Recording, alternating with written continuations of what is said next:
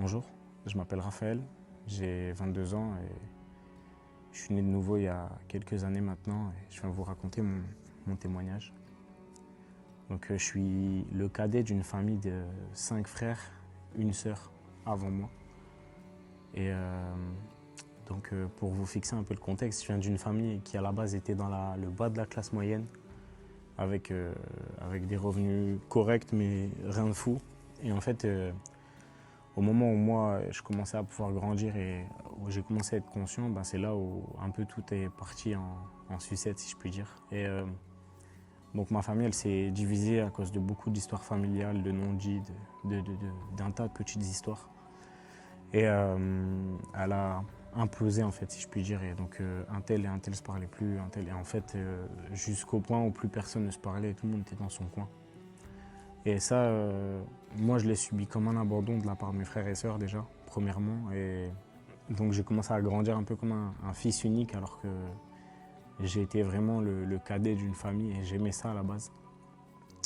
Et au fil du temps, suite à l'arrivée de problèmes de santé pour mes parents, notamment d'un gros accident de travail pour ma mère, il y a eu une grosse baisse de revenus. Donc en plus de ça, on a été sujet à, gloire à Dieu, je ne peux pas dire la pauvreté, mais on n'en était pas loin et ça a été compliqué.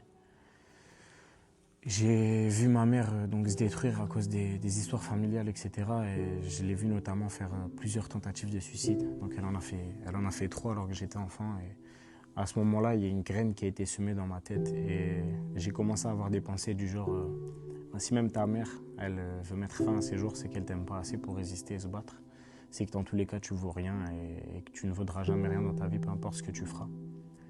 Et suite du coup à tout ce vécu, j'ai commencé à développer pas mal de troubles et à développer beaucoup de colère, de solitude. Et donc j'étais sujet à beaucoup d'insomnie et de cauchemars. Le même cauchemar qui se répétait jusqu'à même plusieurs fois dans la nuit, jusqu'à même 4 fois. Et donc j'avançais avec ça et vraiment un niveau de solitude qui était très élevé. Et jusqu'au point où j'ai développé certains péchés dans ma vie comme le mensonge où je voulais mettre en valeur un peu plus que ce que j'avais besoin, même beaucoup plus. Et j'inventais des histoires des fois, c'était n'importe quoi. J'ai commencé à développer un niveau de violence où je subissais de la moquerie parce que j'étais en surpoids, j'étais roux dans un endroit où il n'y a pas grand chose, enfin il n'y a pas beaucoup de personnes qui sont du coup rousses autour et j'étais même le seul. Et donc franchement je subissais pas mal de moqueries et ça m'a affecté beaucoup dans mon estime de moi et vraiment dans cette solitude que j'avais, ça venait appuyer et toucher là où ça faisait mal. Et donc j'ai commencé à développer une colère où je me battais tout le temps et un jour on m'a plus embêté mais c'est moi qui faisais du mal aux gens et c'est moi qui même des fois embêtais les autres. Et je l'ai beaucoup regretté par la suite mais je continuais de le faire parce que ça me mettait en valeur. Lui, il est fort du coup et j'avais vraiment cette conception qui était erronée et c'était un truc qu'on avait semé dans ma tête, qu'on avait placé et qui m'a amené vers vraiment des choses très mauvaises. Après en grandissant j'ai développé aussi une sexualité un peu débridée et c'est vraiment des choses qui remplaçaient l'amour en fait et au final c'était tout sauf le vrai amour, c'était tout sauf la réalité de ce qu'on devait faire et ce qui était réel en fait. J'ai compris ce que c'était l'amour longtemps après uniquement. Et donc j'avais toute cette colère et j'ai commencé à faire des excès aussi avec l'alcool en sachant que dans ma famille il y avait beaucoup de personnes atteintes d'alcoolisme, etc. Et je commençais à répéter les tableaux en fait. Et j'ai grandi en me sentant seul. J'ai ensuite, par hasard, rencontré un ami, c'était à l'école, qui était donc dans ma classe à la rentrée. Et cette personne, en fait, c'était la première personne que je voyais avec une gentillesse qui n'était pas intéressée, qui était désintéressée, avec une compréhension des autres, avec une bonté et qui n'avait pas de jugement et qui vraiment pouvait donner sans espérer quoi que ce soit en retour, par un simple amour. C'est vraiment devenu mon ami et puis j'ai rencontré ses parents par la suite et j'ai senti pareil cette bonté. Et pour la première fois, je me suis senti aimé à ma place quand j'étais avec ces gens en fait. Et il s'en est jamais caché, il m'a toujours dit qu'il était chrétien. Et en fait, la vérité, c'est que pour moi, l'église, c'était juste l'église catholique, des bâtiments froids, des gens même parfois froids, parce que on m'a expliqué beaucoup d'histoires dans ma famille, notamment mon père qui a grandi en foyer, qu'on a obligé à aller à l'église catholique étant enfant, où il a subi des règles très strictes, des choses très, très compliquées. Et c'était le cas aussi de ma grand-mère, d'un tout petit peu ma mère. Et ça a laissé cette image qui était un peu erronée de ce qu'est le christianisme en général, en fait. Et donc j'avais un rejet de l'Église, et puis avec tout ce que j'avais vécu, je refusais le fait que Dieu existe. Le raisonnement, c'était que si Dieu existait, j'aurais jamais subi tout ce que j'ai subi.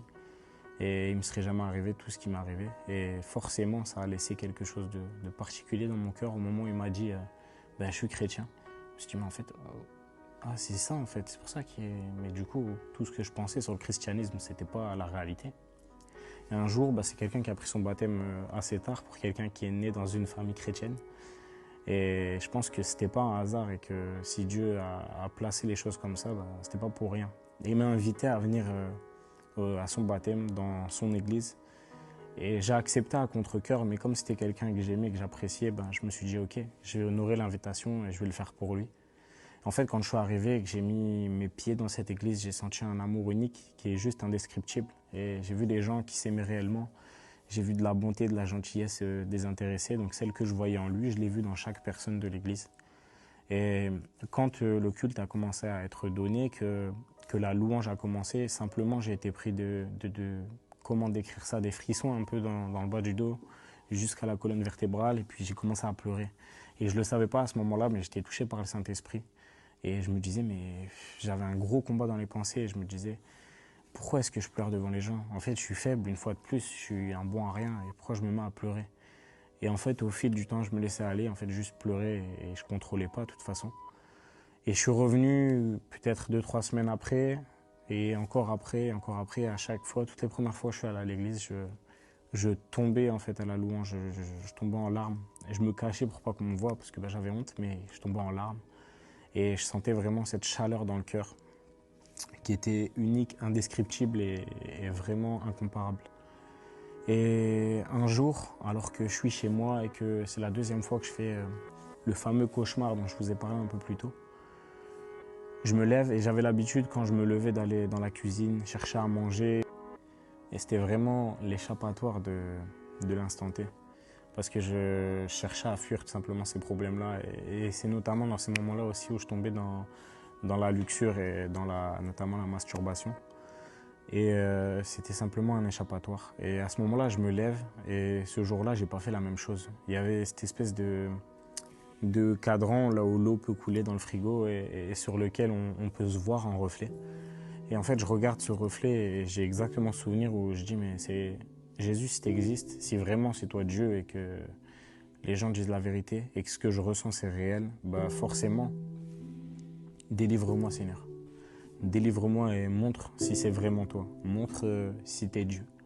Et à ce moment-là, j'ai senti comme ces deux bras qui m'enveloppaient et comme si on me faisait un câlin et j'ai senti cette chaleur dans le cœur, cette chaleur dans tout mon dos et vraiment jusqu'à mes pieds ou comme si Dieu me disait mais t'es mon enfant et depuis toujours je te vois et t'as jamais été seul.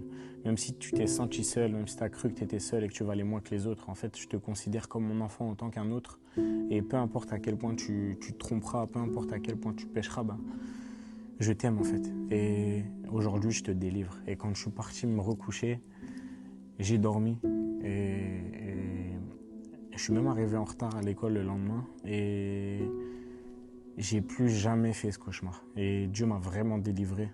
C'est pourquoi aujourd'hui, je viens pour vous parler de Jésus et je viens pour vous dire de vous tourner vers Dieu. Parce qu'il a la solution à tous vos maux et vraiment, il vous aime abondamment, d'un amour que le monde ne pourrait comprendre ou expliquer.